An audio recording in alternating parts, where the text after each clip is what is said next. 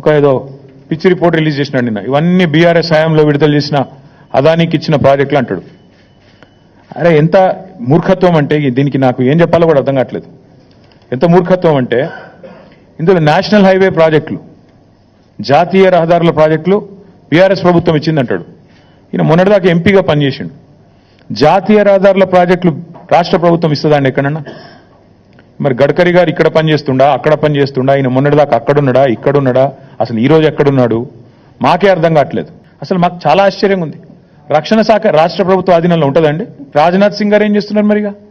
రక్షణ శాఖ మంత్రి ఆయనకి ఎందుకు మరి? ఇంత మూర్ఖత్వంగా, ఇంత అవగాహన రాహిత్యంతో ముఖ్యమంత్రి మాట్లాడితే ఆయన ఏమనాలా? చిప్పు దొబ్బిందన పోతే నేను దయచేసి నేను మీడియా మిత్రులను కూడా కోరుతా ఉన్నా, ఏది పడితే అది ముఖ్యమంత్రి నోట్లోంచి రాగానే అవేం భగవద్గీత అయిపోదు, అందులోకి వచ్చేటి శ్లోకాలు అయిపోవు. ఆయన మాట్లాడే దానిలో కూడా సరుకుందా, సబ్జెక్ట్ ఉందా, లేకపోతే అంతా బబరాజమానం భజగోవిందమా